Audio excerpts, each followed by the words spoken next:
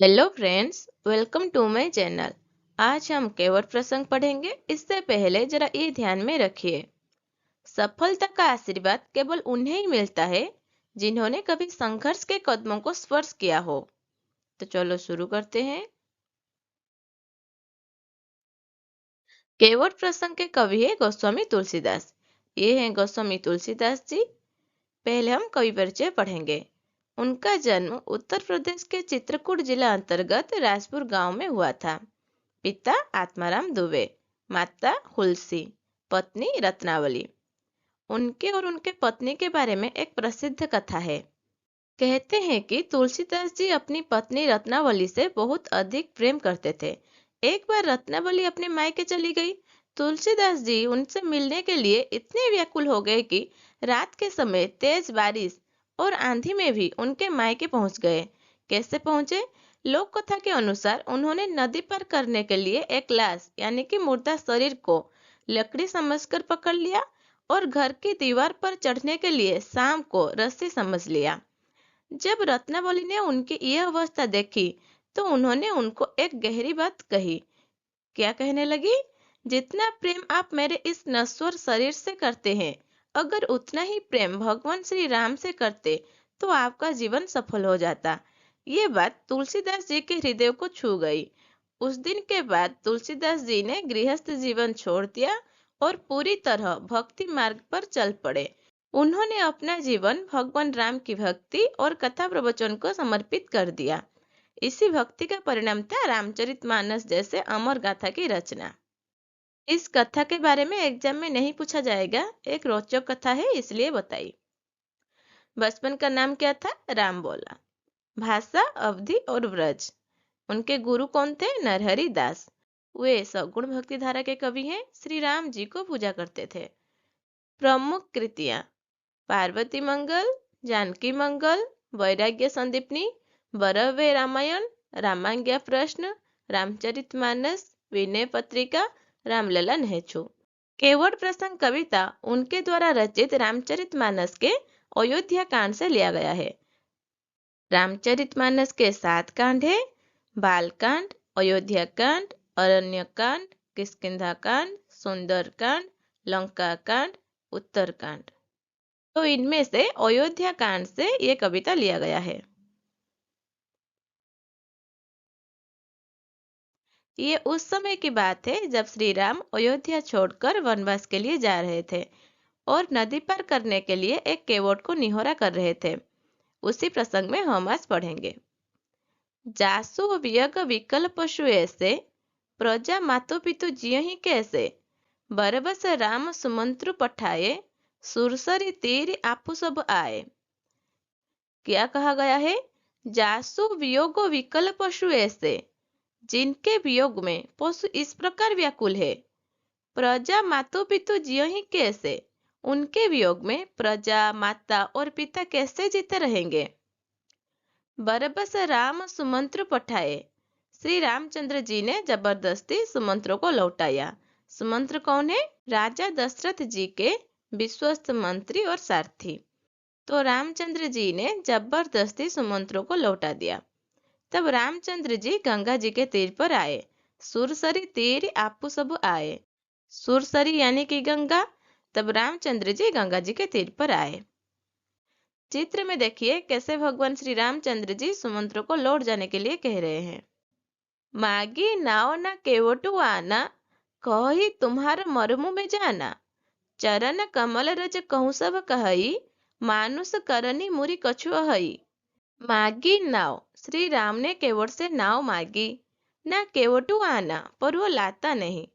कही तुम्हार मर्मू में जाना, वह कहने लगा मैंने तुम्हारा मर्म यानी कि भेद जान लिया। चरण कमल रज कहूँ सब कहई, तुम्हारे चरण कमलों की धूल के लिए सब लोग कहते हैं कि चरण कमल रज यानी कि चरण कमलों की धूल। चरण कमलों की धूल के लिए सब लोग क्या कहते हैं?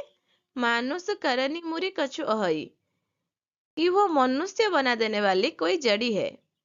महर्षि गौतम ने अहल्या को शाप दिए थे कि वे शिला समान हो जाए, लेकिन जब उन्हें ज्ञान हुआ कि उनका कुछ दोष नहीं था, साथ ही वरदान भी दिए थे कि जब भगवान राम उनके आश्रम में आएंगे और उनके चरणों से स्पर्श करेंगे तब उनका उद्धार होगा। वन गमन के दौरान जब श्री राम ने अपने चरणों से उस शिला को स्पर्श किया, अहल्या अपने पूर्व रूप में प्रकट हो गई। यही बात केवट कह रहा है कि राम जी के चरण कमलों में मनुष्य बना देने वाली कोई जड़ी है। चित्र में भी देखिए कैसे श्री राम जी ने अहल्या को शाप मुक्त किए थे। छुहत शिला भई नारी सुहाई, पाहन तेना काठ कठिनाई, तरनियु मुनि घरिनी होई जाई, बाट परई मोरी नाव उड़ाई। क्या कहा गया है? छूहत शिला भई नारी सुहाई, जिसके छूते ही पत्थर की शिला सुंदरी स्त्री हो गई, लेकिन मेरी नाव तो काठ की है। पाहन तेना काठ कठिनाई, काठ पत्थर से कठिन तो होता नहीं। तरनियु मुनि घरनी होई जाई, मेरी नाव मुनि की स्त्री बन जाएगी, तब क्या होगा? बाट परई मोरी नाव उड़ाई, मैं लूट जाऊंगा, यानी कि रास्ता रुक जाएगा जिससे आप पार न हो सकेंगे, और मेरी रोजी मारी जाएगी, मेरी कमाने खाने के राह ही मारी जाएगी।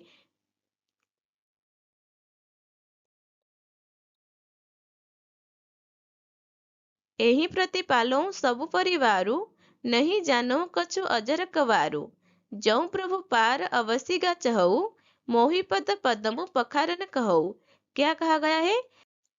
यही प्रतिपालो सबु परिवारों, मैं तो इसी नाव से सारे परिवार का पालन पोषण करता हूँ। इसी हो गया है, इसी होगा।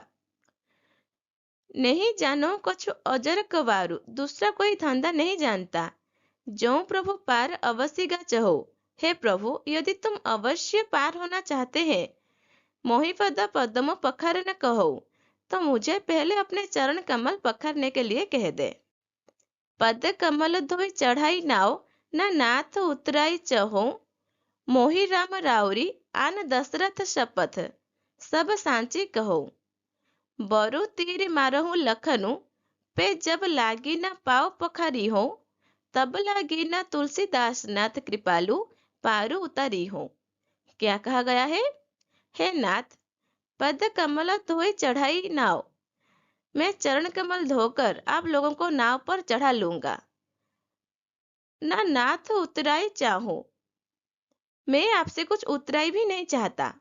मोहि राम राउरी, हे राम मुझे आपकी दुहाई, आन दशरथ शपथ, और दशरथ जी की सौगंध है, मैं सब सच सच कहता हूँ। बरु तीर मारहूं लखनू, भले ही लक्ष्मण मुझे तीर मारे, पे जब लागी ना पाव पखारी हो, पर जब तक मैं पैरों का पखार ना लूंगा, तब लागी ना तुलसीदास नाथ कृपालु, तब तक है तुलसीदास के नाथ, हे कृपालु, पारू उतारी हो, मैं पार नहीं उतारूंगा। मैं नहीं होगा, मैं होगा, टाइपिंग में गलती हो गई है। सुनी केवट के वैन प्रेम लपटे अटपटे, विहसे करुणायन चितई, जानकी लखन तन। क्या कहा गया है? केवट के प्रेम में लपटे हुए अटपटे वचन सुनकर करुणा एन, यानी कि करुणा धाम श्री रामचंद्र जी जानकी जी और लक्ष्मण जी की ओर देखकर हंसे।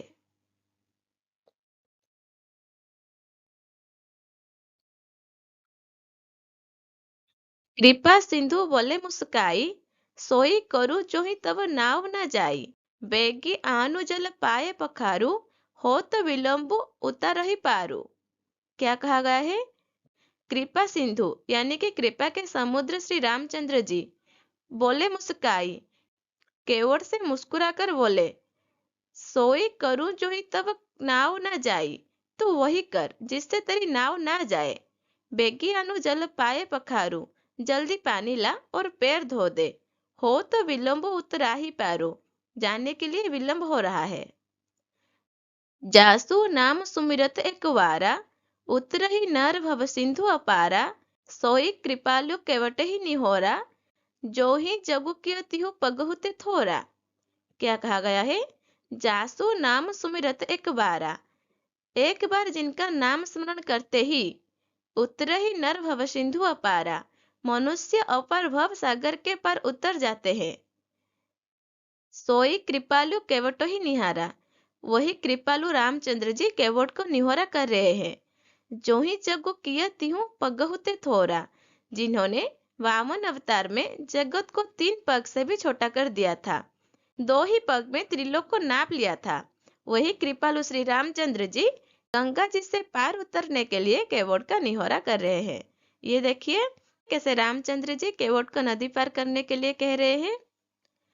तिनख निरखी देव शरी हरसी, सुनि प्रभु वचन मोहमति करसी, केवट राम राज यशु पावा, पानी कठोता भरी ले आवा। देवसरी कौन है? गंगा जी। प्रभु के इन वचनों को सुनकर गंगा जी की बुद्धि मोह से खींच गई थी कि ये स्वयं भगवान होकर भी पार उतरने के लिए केवट का निहोरा कैसे कर रहे हैं। परंतु समीप आने पर अपनी उत्पत्ति का स्थान, गंगा जी का उत्पत्ति का स्थान क्या है? श्री राम जी के पदनख। अपनी उत्पत्ति का स्थान पदनखों को देखते ही उन्हें पहचान कर देव नदी गंगा जी हर्षित हो गई। वे समझ गई कि भगवान नर लीला कर रहे हैं। इससे उनका मोह नष्ट हो गया और इन चरणों को स्पर्श प्राप्त करके मैं धन्य हो जाऊंगी, ये विचार कर वे हर्षित हो गई। पानी कठवोता भरी लई आवा। केवट श्री रामचंद्र जी की आज्ञा पाकर कठौते में जल भरकर ले आया।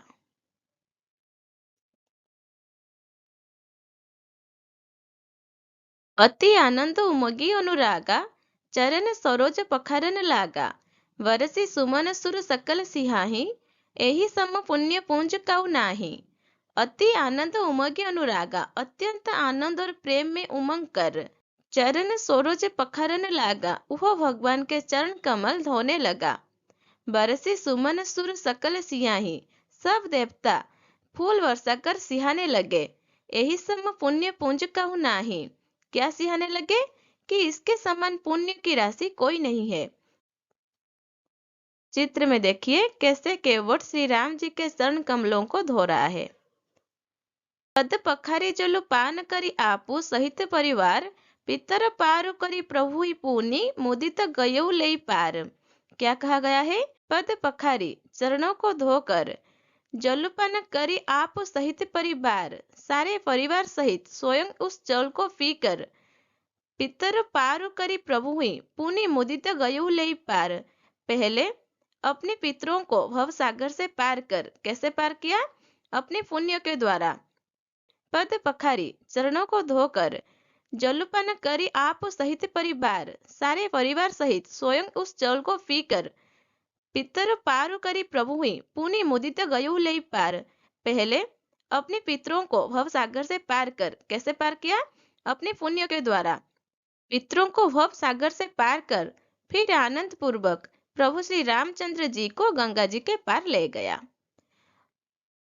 उतरी ठाड़ भय सुरसरी रहता, सिया राम गुह लखन समेता। केवट उतरी दंडवत कीन्हा, प्रभु ही संकुच ही नहीं कुछ दीन्हा। क्या कहा गया है?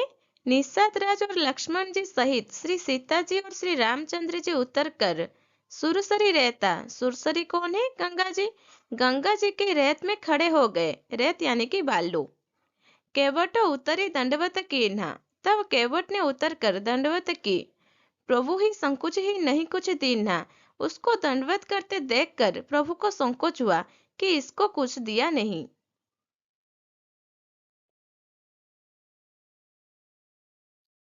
पिय हिय की सिय जान निहारी, मणि मुदरी मन मुदित उतारी। हेउ कृपालु लेहि उतराई, केवट चरण गही अकुलाई। क्या कहा गया है? पति के हृदय के जानने वाली सीता जी, यह का मतलब है हृदय। पति के हृदय के जानने वाली सीता जी ने आनंद भरे मन से मणि मुद्री मन मुदित उतारी, अपनी रत्न जटित अंगूठी उतारी।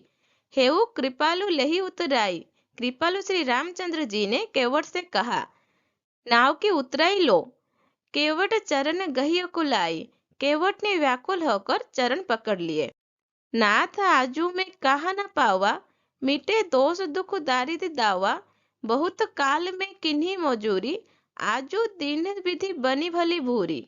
उसने कहा, नाथ आजू में कहा न पावा। हे नाथ, आज मैंने क्या नहीं पाया? मिटे दोष दुख दारिद दावा, मेरे दोष दुख और दरिद्रता की आग आज बुझ गई है।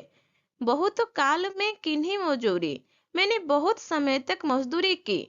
आजू दीन्ही विधि बनी भली बुरी, विधाता ने आज बहुत अच्छी भरपूर मजदूरी दे दी। अब कछु नाथ न चाहिए मोरे, दीन दयाल अनुग्रह तोरे, फिरती बार मोहिजो देवा, सो प्रसादु में सिर धरी लेवा। केवट कह रहा है, हे नाथ, हे दीनदयाल, आपकी कृपा से अब मुझे कुछ नहीं चाहिए। लौटती बार फिरती बार यानी कि लौटती बार आप जो कुछ देंगे, सो प्रसादों में सिर धरी लेवा, वह प्रसाद में सिर चढ़ाकर लूंगा। बहुत किन्हीं प्रभु सिंह नहीं कछु कैवटु लेई, विदा किन्ह करुणा यतना भगति विमल बरु देई। प्रभु श्री राम जी, लक्ष्मण जी और सीता जी ने बहुत आग्रह किया, पर केवट कुछ नहीं लिया। नहीं कुछ केवटु ले, पर केवट कुछ नहीं लिया। विदा किन्ह करुणा यतन, करुणा यतन यानी कि करुणा के धाम। तब करुणा के धाम भगवान श्री रामचंद्र जी ने निर्मल भक्ति का वरदान देकर उसे विदा किया। ये चित्र में देखिए कैसे श्री रामचंद्र जी, लक्ष्मण जी, सीता जी सब आग्रह कर रहे हैं केवट को कुछ लेने के लिए, लेकिन केवट कुछ नहीं लेता है। तब श्री रामचंद्र जी ने केवट को निर्मल भक्ति का वरदान देकर विदा किया। अगले क्लास में हम इसका एमसीक्यू करेंगे। धन्यवाद।